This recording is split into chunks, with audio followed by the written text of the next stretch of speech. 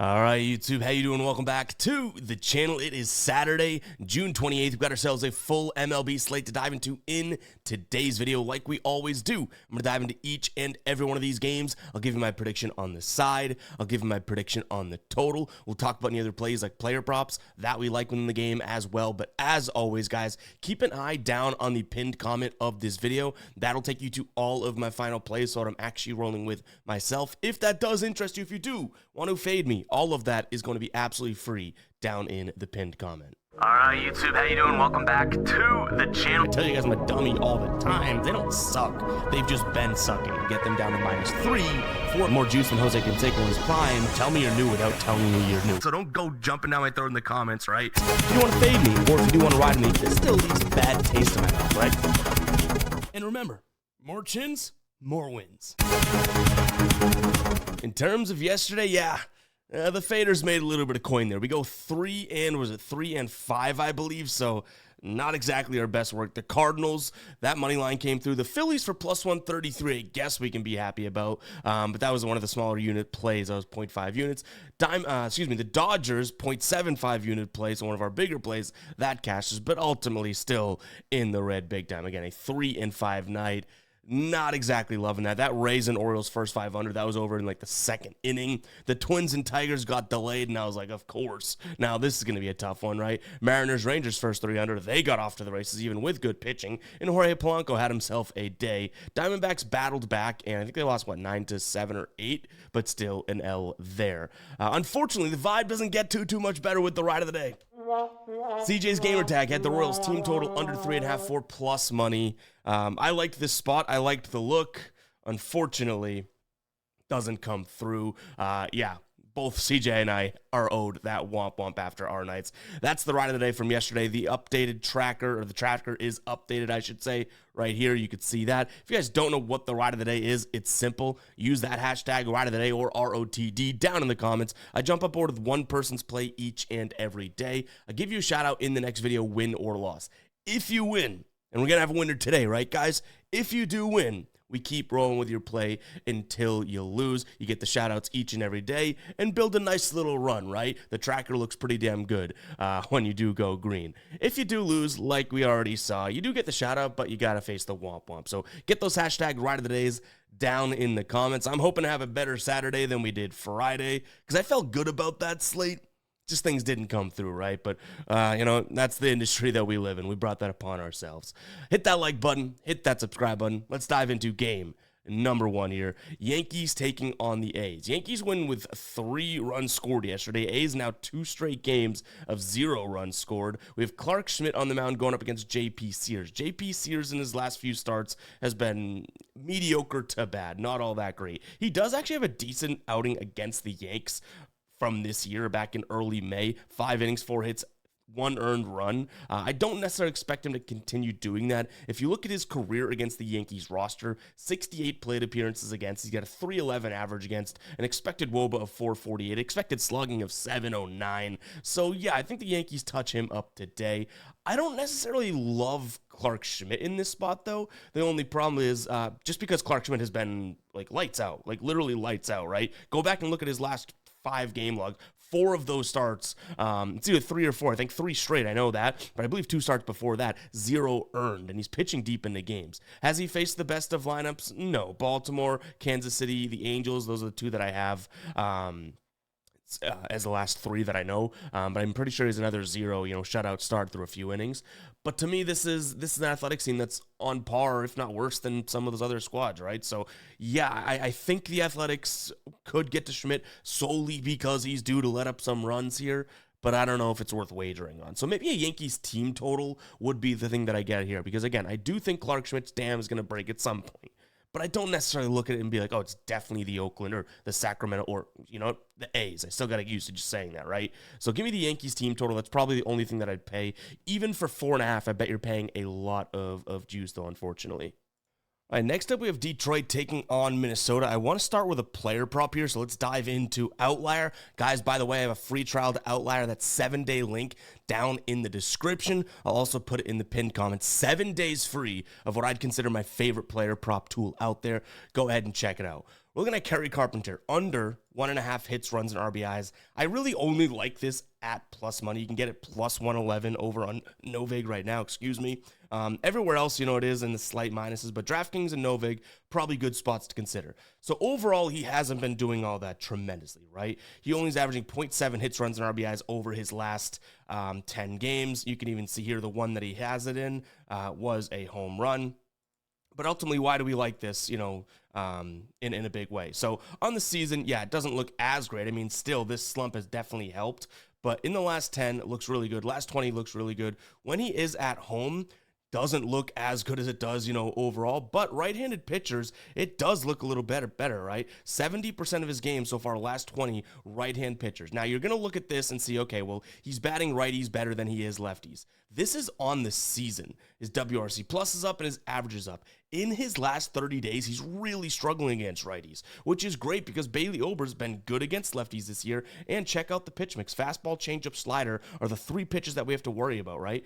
Fastball, his WOBA goes from a 318 down to a 316. Very slightly, but still down, right? Changeup goes down to a 286, slider down to a 306. That's all on the season. Again, he's been really bad against righties in the last 30 days. Even from a pitch mix perspective, you could see here, nothing really adds up in terms of where he might be hitting it. For example, Carpenter loves hitting the slider from a right-handed pitcher when it is on the outside of the plate here. Boom. Ober likes to force it low and inside. So I think this might be a plus money player prop that we start with there. Found that via Outlier, guys. Go and check it out. Link down in the description, as well as a pinned comment. 7-day trial. After that, it's just like $19, 99 cents per month for the base version, which you get everything you just saw. It's not going to be one of these like hidden trials with hundreds of dollars behind it. No. Less than $20 per month. Check it out. Been working with Outlier for like 3 years now. Absolutely love that tool. In terms of a side in this game, I do like the idea of plus money behind the Twins. I think that that's going to be the one that we look at. Casey Mize, we haven't talked about. That's who's on the mound for Detroit. I do think that that's a pitching advantage for Detroit. I'm going to say that.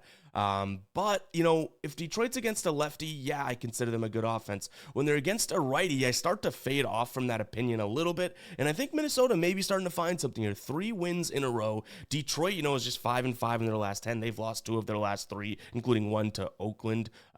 The A's. Geez, I really got to get better at saying that. So, yeah, I think Minnesota for plus near 150 today. Their updated odds are actually pretty crazy. So, plus 140 right now is going to be your best. Plus 146 you can get Minnesota at. See, that price is a little too far off to have Bailey Ober on the mound. You know what I mean? Like, I don't fully trust it, but I do think that that's going to be the side. I don't think that I like Mize and Detroit against a righty at minus 160. In terms of a total, this seems just like a 4-4. 9th run's going to come in to win the game. So I'll lean slightly towards the over, but I do think Carpenter might be my favorite play in this game. All right, the Orioles taking on Tampa Bay. Battle of the Zacks here. We got Zach Littell and Zach Eflin duking it out here. Formerly, both teammates too, right?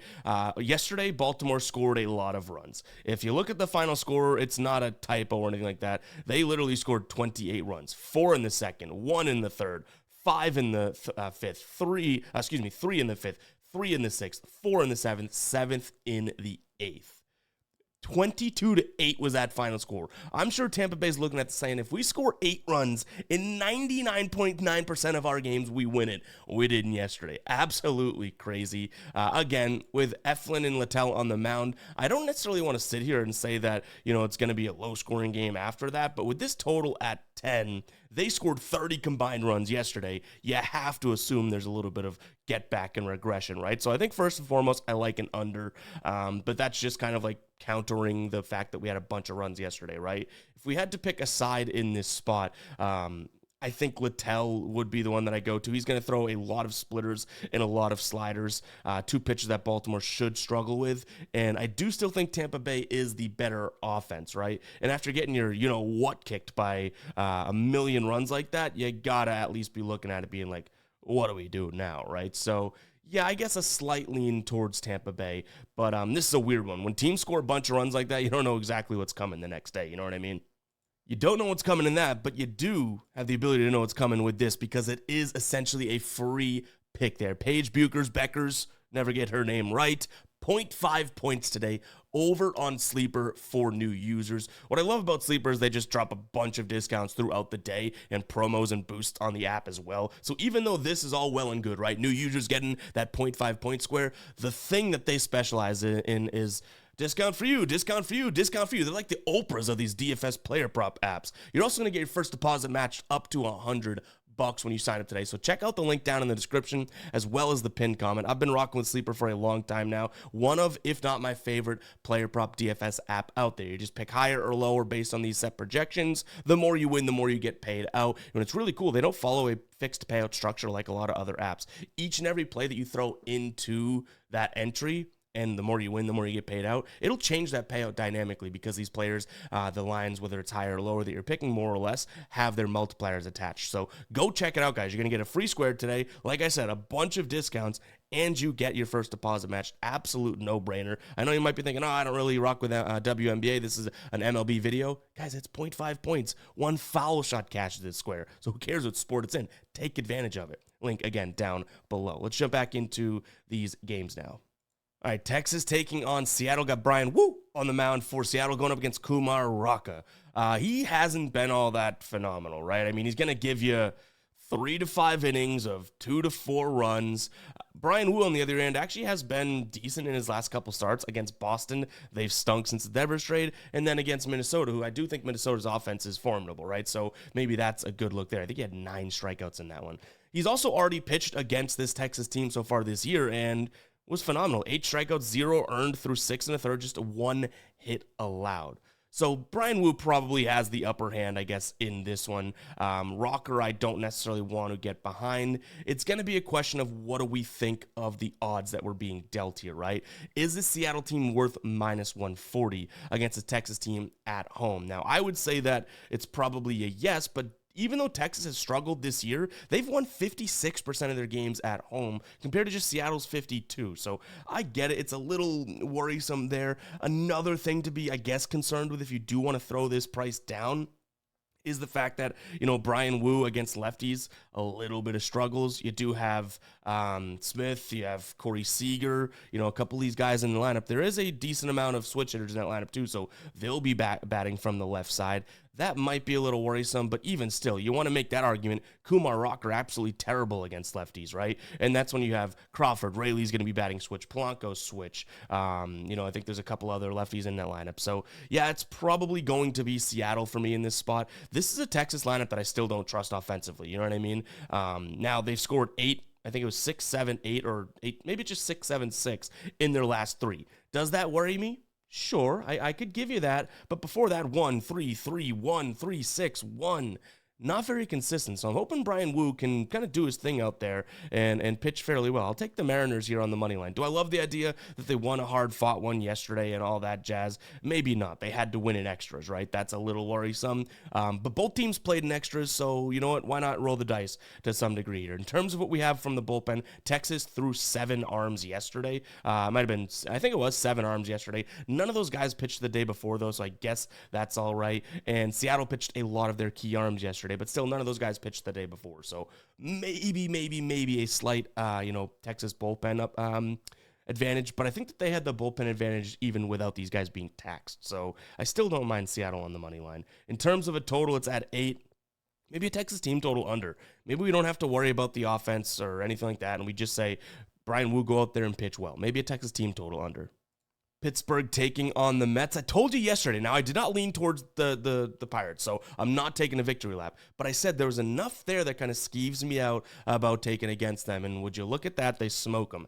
I do think this is a nice bounce back spot. You have Bailey Falter on the mound. The Mets probably do end up bouncing back here. But again, it's nothing that I want to pay the price that we're being asked to pay because the Mets haven't hit lefties all that well. You're getting them at -140, which is better than yesterday's like -160, right?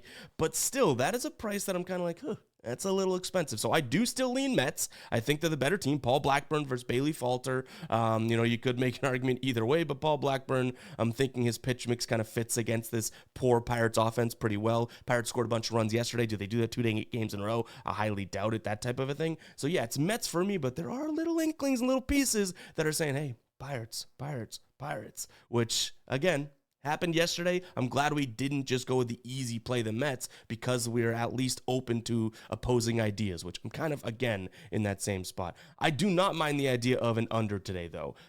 Almost, like that yesterday, I will say that. I think we have really good weather in Pittsburgh in terms of, balls flying and whatnot, 8-mile-an-hour and out, so that might keep us off at 2, but maybe Falter returns to form. Mets can't hit lefties, and the Pirates offense just scored a bunch of runs. Do they really go out there and do it again? I think not. So if this thing gets to 9.5, I'd consider taking a peek at an under. Maybe a Pittsburgh team total under if we want it to be a little bit safer, because that is still the worst offense, even though Mets have really struggled against lefties. I do have 2 Mets unders that I like in terms of player props. It's going to be Mark Vientos under 1.5 hits, runs, and RBIs, as well as Luis Torrens here under 1.5 hits, runs, and RBIs. So hopefully we're kind of in the right ballpark, no pun intended, with Mets struggling against lefties and whatnot, and Bailey Falter could be a little bit better, because we're going to need that today. Taking 2 guys on the same team with arguably the better offense, not even arguably, right, for hits, runs, and under and hits, runs, and RBIs, a little skeevy there, but I like both these in a vacuum, so you know what? Even if they go 1 for 2, then one kind of covered the loss of the other one, still come out a little bit under. But on the chance that they both hit and we have this game kind of script predicted well, I just don't want to miss that opportunity. So maybe it's stupid, but I've done a lot more stupid things before.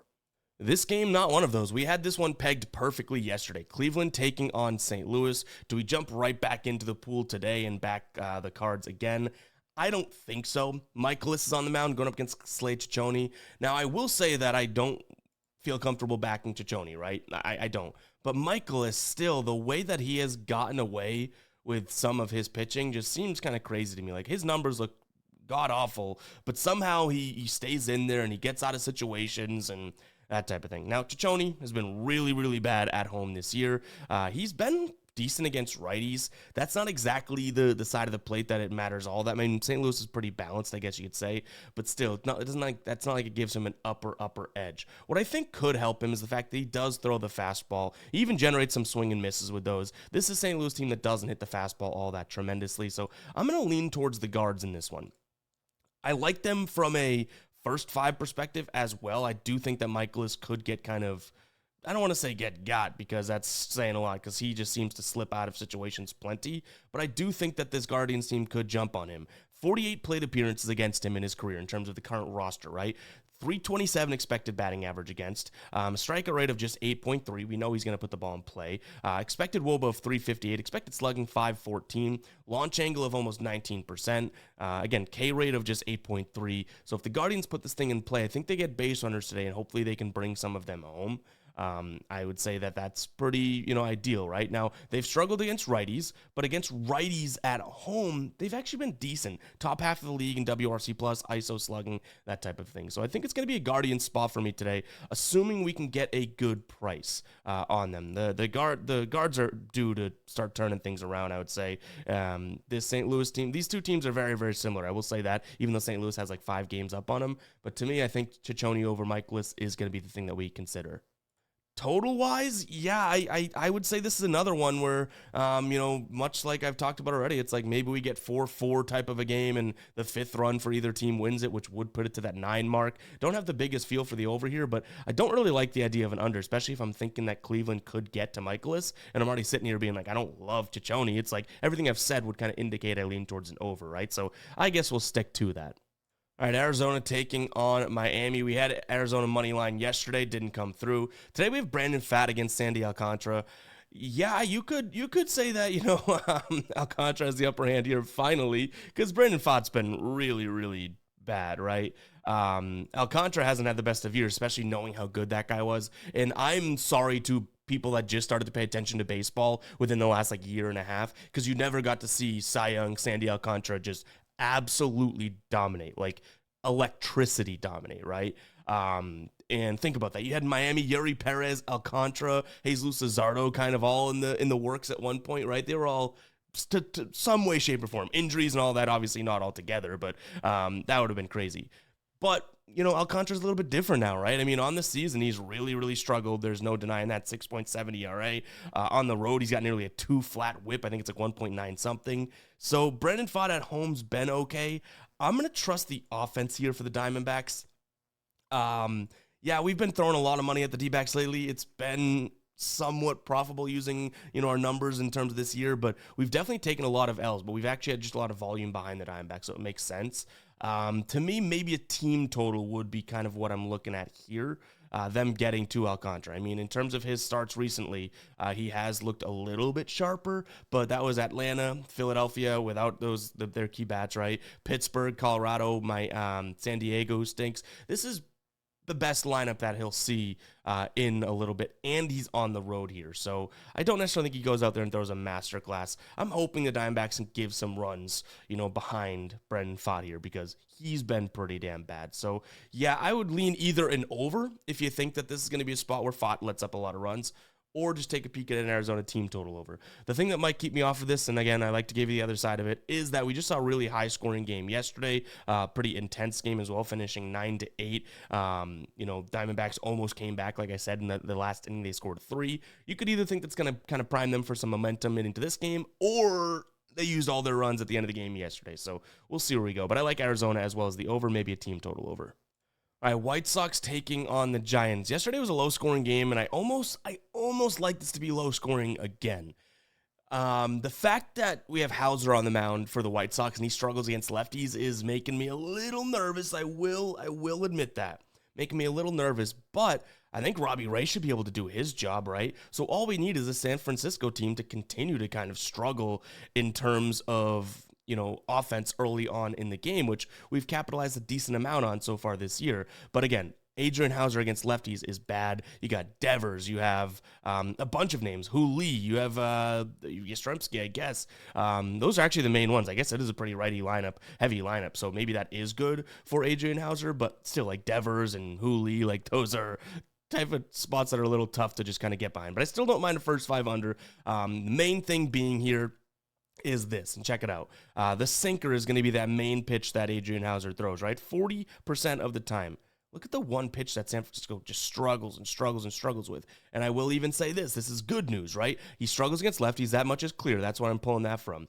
Check this out. Devers actually struggles against the sinker, So maybe that is good that one of the power lefty bats, one of the best hitters in the league, way to go Red Sox, struggles against his main pitch. Maybe this is a little bit of an angle to get to that first 5 under. So that's going to be what we consider here. I believe you can get under 4.5 for decent odds. Robbie Ray should be the one that we trust here, right? So far this season, he's been pretty damn good. Last 4 road starts, 3 of those have gone under. The only one that it didn't was in Colorado, which, okay, makes a little bit of sense, right? And then Adrian Hauser, 2 for 2 in terms of his home starts so far this year at going under. All 6 of his starts have gone under in the first 5. Makes a little bit more sense when you kind of contextualize it with the fact that, well, yeah, I mean, a lot of these with the White Sox are going to be nice spots for a first 500 because you usually don't have to worry about them offensively, right? So still, it's going to be a nice spot for me here, I think, in terms of what we're looking at. First 5 under, just really hoping that those lefties don't absolutely smack Hauser around. But to me, he's veteran status enough, should be okay. Gonna roll with it. So yeah, I like that first 5 under. In terms of a side, I guess San Francisco still, but that under is really what I'm eyeing. So clearly we didn't spend too much time on the side here. KC taking on the Dodgers. So I think we have Shohei opening. Kasparius is the primary pitcher though, so I guess everything that we're looking at is going to be more so focused on him, right? This Dodgers team's obviously the better offense. They came through with a win yesterday. We get it. We had the Dodgers on the money line. Are we able to get that again today? I mean, the price is there.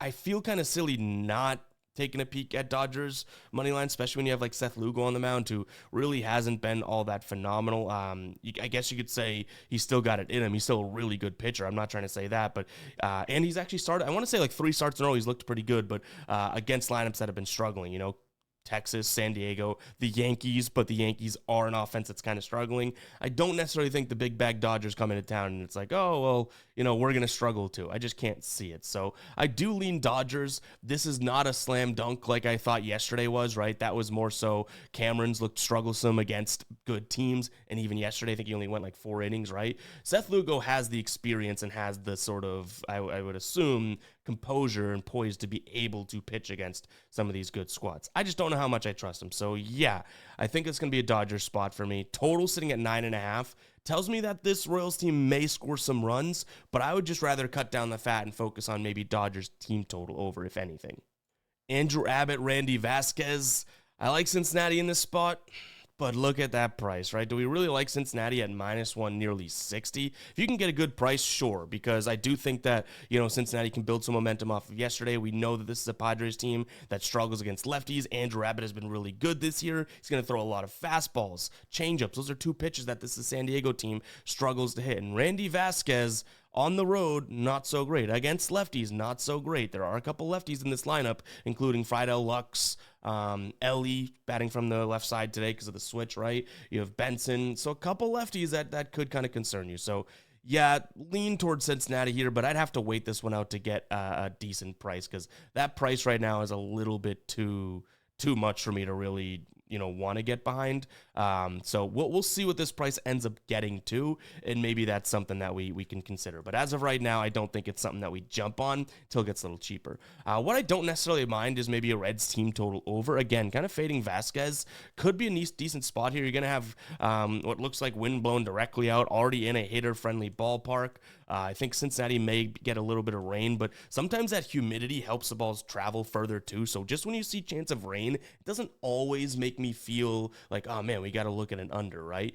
If it rains, sure, that does make a lot of sense. But to me, I don't want the full game over here because Andrew Abbott's on the mound, and he's literally been very, very good, right? I mean, you look at him in his last few starts, and he's just not really getting touched. The only team that hit him was Milwaukee when they were really, really hot. Red Sox taking on Toronto. Guys, I saw a stat on Twitter. I'm kind of paraphrasing and forget what it was, but the Red Sox, have not really won. Have they not won a game since? They've won games, but they haven't scored they've averaged that's what it was, 2.1 runs scored per game, which is second or worst in MLB second to worst or worst in the MLB since trading Devers. Give me a break. As a Red Sox fan, I hate it. As people that probably are out there hating on Boston sports, you probably love it. But yesterday, they get smacked around by this Toronto team, 9-0, which does it surprise us that much? No. Now we have Chris Bassett on the bump going up against Lucas Giolito. Yesterday there was Barrios did a fantastic job at pitching late into the game. They only threw 2 bullpen arms, weren't even really necessary. So he obviously freed them up a little bit because I would normally like to think that Chris Bassett could be a guy we target in terms of his outs under because I think he's going in that wrong direction. We did lose that a couple weeks back, but still, I still believe that he's going to hit a wall at some point because he's pitching 7-6 innings every start. What I want to get at here, though, is pretty much, I don't think the Red Sox are ready to jump on the back yet. Lucas Giolito on the other side of things. Does he have the talent? Yeah. He's actually had some really good starts lately, and somewhat trustworthy, behind Crochet, I guess, out of all the Red Sox pitchers. But this Toronto lineup is just still hitting and still a little bit worrisome for me to get behind a team against them, especially when you don't even know if the Red Sox are going to give you a run. It's going to be Toronto for me and their team total over. I don't want to involve the Red Sox in this one because what if Toronto goes out there and scores 6 runs? You're like, oh my God, they did their job. Red Sox put up 2 or something like that, and you hit the under. That would be so frustrating if you had the over. Milwaukee, Colorado, we can go through this one quickly. In fact, I feel like if you did time per team in terms of this season and what we spend time on, right now this isn't helping because it's a rant, but Colorado, when they're playing, it's like, all right, let's go through it quickly because the odds are just going to be so absolutely terrible, right? Yesterday they did put up 6 runs, so I give them a little bit of credit. Milwaukee put up 10, and Milwaukee's firing right now. Today on the mound, they have Quinn Priester, who's actually been a lot better, going up against Sensatella. That guy finally started to look good for a couple starts in a row, but probably gets hit up today. So this is going to be a Milwaukee team total over spot. I don't mind them in a parlay, but I do not think that we ultimately end up getting to anything. If anything, I could back Priester and maybe look at some, unders on the Colorado side of things for hits, runs, and RBIs. But even still, guys, you got to realize that the books aren't going to be like, oh, player A on Colorado is going to have a good 1.5 line or something like that because they know that this is a team that struggles. So hits, runs, and RBIs, you got to score runs and get RBIs for those 2 parts. Yeah, I don't think they're going to do too much of it. So you're going to see a lot of 0.5s, which that gets a little dicey. It's funny. We had the Phillies yesterday, right? And you can even go back and look at some of the comments. There's a bunch of comments being like, that's the dumbest play. Like it's, it's just stupid, right? We got Phillies at plus 133. They closed at plus 160. And I get their offense is not the same. I mean, yesterday would beg to differ, but I get that their offense with some of the injuries that they've had is not the same. They're starting to get some guys back. Still no Harper, I don't believe, right? But either way, the thing that I was trying to convey in yesterday's video was the price behind the Phillies and what you're getting. Not necessarily that I thought the Phillies were going to be amazing, but the Phillies, one of the better teams in the league, even though they're in a little bit of a rut, against a Braves team, against Bryce Elder, I did think that plus money was worth it. Ends up being worth it, right? Today, you could make the same argument. Schwellenbach's on the mound, though, so that's obviously going to give the Braves somewhat of an edge, but Jesus Luzardo's been very, very good. The thing that I will say, Atlanta's actually been decent against lefties, so I don't necessarily mind the idea of Atlanta today, but because Jesus Luzardo, I was going to say Jesus Hazardo, which kind of sounds literally the same. He throws a great and really good slider. He's going to generate a lot of swing and misses and whatnot. I think that they can, he can suppress that Atlanta lineup. But I also am not trying to take anything away from Schwelly, right? So honestly, I do believe a first 5 under could be in play here, as long as we can get a good number. This thing moved to 7.5 pretty much across the board. If it was stuck at 8, I think we'd get a better number. But I believe you can still get 4.5 for in the minus 120s. But again, I'm just kind of sitting there being like, wow, if this was 8, I think we had a better opportunity to snag on it, maybe at like minus 110 or something. But I'm trusting Schwellenbach, and I do think Jesus Luzardo's slider could be like paramount here in this spot, right? Already we've seen these two guys. I don't know if they faced off. They might have, but back in April, I have to check if it's the same date. In fact, I could probably find that pretty quickly. April 10th. So yeah, they both pitched 6 innings. 1 run earned each. Do something like that again, right? You do have the Braves who could be a little scary to take against because, again, they hit lefties well, but Luzardo was a lefty back then too. I'm really trusting the fact that he throws that nasty slider, which, is a good kind of spot in my opinion to take against the Braves here. So yeah, I like the Phillies and Braves first 5 under 4.5. We'll see if that one comes through for us. You're getting minus 128-ish right now, which is okay, but back in 2 good pitchers. But I do think that Atlanta probably pulls this one out later on in the game today. So it's a little flip from yesterday. All right, 7-4 was the final score yesterday. Houston ends up taking that for their 5th win in a row. They've now won 8 of their last 10. Chicago, 4 of their last 10. So, yeah, one team may be struggling, one team not. Lance McCullers Jr. is on the bump. He's been really bad at home this year, but he does throw a lot of sliders. This is a Chicago team that does struggle with the slider, so I guess that is there, right? So I don't necessarily want to jump all on board with the idea of backing McCullers, but I do still think that we're a little bit away from being comfortable with the Chicago lineup. Now, they're not facing a lefty like they did yesterday. They're a lot better against righties than they are lefties, so I will lean Chicago, but I don't think that I'm ready to jump on it and pull the trigger, you know what I mean?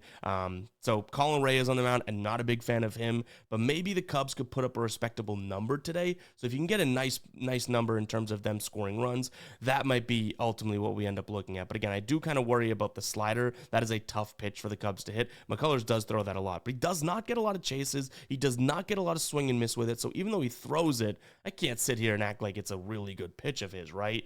He's definitely had his moments of shine, but to me, this is still a spot in which maybe the Cubs can put up, 4 runs. I don't know if we're going to be able to get a, serviceable 3.5. But ultimately, that would be what we end up looking at here. So yeah, over 3.5 if you can get that number for the Cubs. You're probably paying a lot of juice, but I do like it a lot more. Whatever that juice is, I think it might be worth a little bit of a taste over the 4.5. So Cubs and their team total over would be what I look at, but the team total over at 3.5, pretty much it.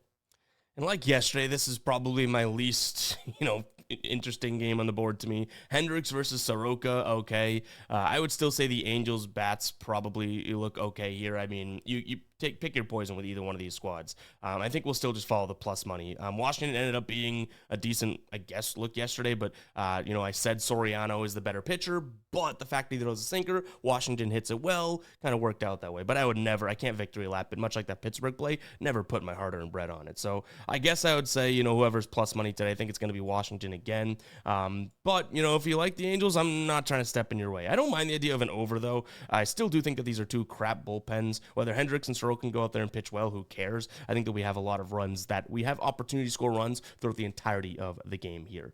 But guys, it's going to wrap it up for today's show. Hopefully you guys did enjoy. If you did, you know exactly what to do. hit that like button. Let me know in the comments if you've made it all the way to the end of the video. Obviously, these 15 game slates are going to be a little bit longer. We're trying to trim the fat, ramble a little bit less, but at the same time, I'm going to be me, right? This is not going to turn into a 10-minute video to go through 15 games. This brain don't work like that. There's a lot more gears turning in there that we got to talk about, right, and ramble. So hopefully you guys do appreciate it. Really do appreciate all the support in the MLB season and loving the fact that we have time now. Love the MLB, love football coming up, I get it, but just to sink our teeth into the MLB, there's so, love the NBA and the NFL. I don't know if I said that, I might have said MLB, but I love the fact that we have the time now to sink, because data is just prevalent and just out there in the MLB, right? There's so much data, so many analytical things. I love that we can have time to sink our teeth into it. So I've been pretty giddy jumping out of bed in the morning to get this done, and you know, hopefully you guys are enjoying the videos. That's all I have, a rant that doesn't make much sense. Just know I appreciate you and we're putting the work on our end. Catch you guys in the next one, all right? Peace out.